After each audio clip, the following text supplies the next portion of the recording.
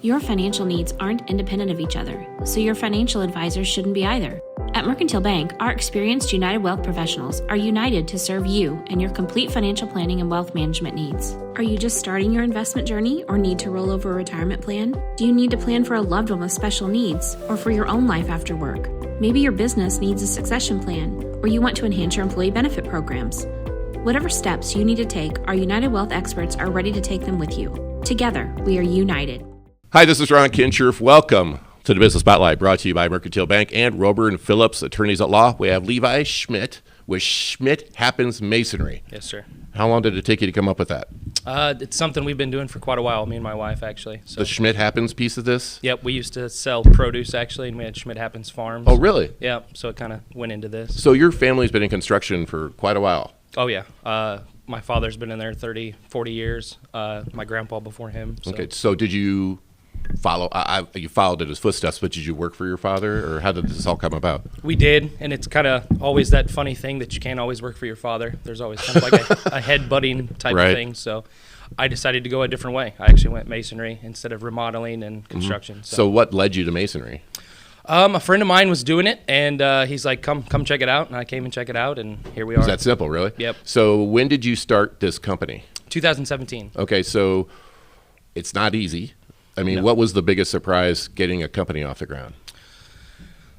Just getting everything, just the ADHD part, trying to get everything going, getting the bids going, getting everything rolling at once, doing the books, all of it. That was the biggest part. How many people you got with you? It's just me right now. It's just you right now? Yep. Okay, so how long before it kind of took off? Because I'm assuming masonry is a lost art to a degree. And Yes. are there many around here that do this type of work? No, not. I mean, there's other guys in town where we have Rupp and M&M, but no. For every 8 guys that retire, 1 to 2 pick it back up. Masonry? Yeah. Yeah. So did you have to go to specific? This is gonna sound stupid. Masonry school or anything like that to become a Nope. mason? Just kind of apprenticed under people and kind of caught on real fast and went from there. And Okay. Yeah. So is there a certification or anything? No. So you just I could say I'm a mason, and then I mean, have insurance and show good work and okay. So how long before it kind of took off? You put out your shingle, said, "Here I am, Schmitt Happens. I do masonry work," or Yep. did people know you previously? Couldn't wait for you to get into this. I started on like a type of like Angie's List, so I Okay. got on there, and then I got calls, and then before I knew it, once I got busy, I didn't have to do that anymore, and I only had calls in Quincy, and just kind of took off. Took off from there. And then Yep. said, what's your backlog right now, or do you have a backlog? I'm usually booked almost for a year. Seriously? Yeah, I'm already into next year. At Well, the that's moment. got to make you feel really good. Yep. I mean, being by myself, that kind of helps doing that, but I am looking to hire help this next year, Okay. get things moving, and that'll. So, are you open to bringing in a younger guy, or I guess anybody, then then having them like you did apprentice under you? Absolutely. Because because it's a good head of household job, Yes. Yep. masonry, and why do you think nobody wants to do it, or is it that people just don't know about it? I do a lot of like tuck pointing, so it's very dirty. So you're grinding out the old mortar, putting the old back, and it's dirty. It's hard on you. It wears you down. Does it really? Yeah. So it's a very more physically demanding than people may think. Yeah, very tedious. I mean, you're talking a whole wall, and you're doing every single square foot of line there. So grinding that out and putting it back, and So you're taking stuff off and then putting new stuff in. yep. So is that the majority of what you do? Right now it is. Really? For some reason, I just keep getting calls for that, and it's happened the last few years, and I just get tons of calls for it. I rebuild chimneys. I do other stuff. I don't take on anything too big because I'm one guy. So. Right. So rebuilding chimneys, is that as complicated as I think it is? Because for airflow and all that type of stuff? Yeah, somewhat. It's more just kind of precarious. Getting the scaffolding built around the chimney, getting your material from the ground to 2 stories up is always a fun But is a thing. chimney a chimney a chimney? To a certain extent, I mean, aerodynamics of it. I mean, smoke goes up, and as long as you have the draft, and Okay. So there's not as much physics to it than I thought there was. 3 feet from the top of the highest point of the roof needs to be 3 feet up to get that draft off the house for the smoke. So there is A little bit. some science involved in all Yep. that. Okay. So are bricks? No. Okay. Yes, I was right. So tell me. So what is it? So I'm assuming you're picky about the bricks you use.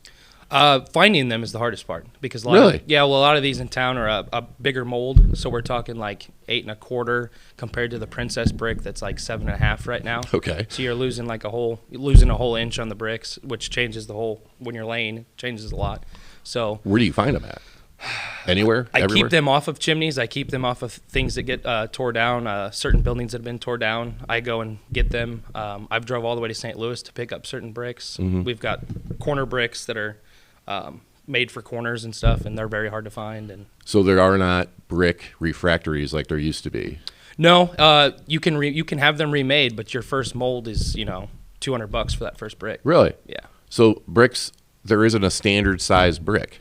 No. Seriously? Standard size as far as the years go. So if your house was this year, it's going to be this size. And wow. Usually. It's different from town to town, too, at times. So how do you quote things out then? Because if bricks, so right now, are you using the same size brick and everything you're doing? No, the house I just did at 12th in Vermont was a different style, older brick, a 1900s home heading into, yep. So where do you find bricks for a 1900 home, or do you reuse those bricks? I reuse if they have some there. Sometimes right. they have some on site, and then I have my own collection at home that I. You collect bricks? Yeah. I bet your wife loves this. Yeah, she loves it. Is it in-house or in a special area out in the garage you keep your bricks? Just kind of sitting out in the yard. There's a whole couple big old stacks of brick. Oh, I bet she loves that. Do you have to mow around it then? Oh, yeah. Okay, well then that's your problem. Shake out the snakes out of there. So do you do stones or just bricks? I've done a lot of stone work, old stone barns, a lot of stone foundations in Quincy. You go into your basement, it's all stone foundations. A lot of that we'll have to repoint or. Do you prefer the stone work? It's also very tedious and very intense. Why is that? You're going in and you're just kind of taking a tool and you rake it out. So right. You got to rake it out and get it back there. And a lot of times it goes way back. So you've got to get that new mortar in there. So okay, but what about from scratch? So they want a new stone wall I see what you're saying, because you still have to get the mortar all the way back. You have to get the mortar back in it after you bring it out. So is it harder than brick then? Somewhat at times. It's harder on you. There's a lot more. I'm bringing countless bags of mortar into their basement. So and that's a whole new thing that's not outside. So you go mortar. So when you drive around some of the historic districts here in town, and look at some of the houses that were built with stone, are you just like, that's got to shock you how long it would take to do something like that? What these men did in this town is absolutely amazing. I mean, what they've accomplished in these buildings. I mean, you look around Quincy, it's nothing but brick. And I feel their pain. I feel. Oh, do you? Yeah.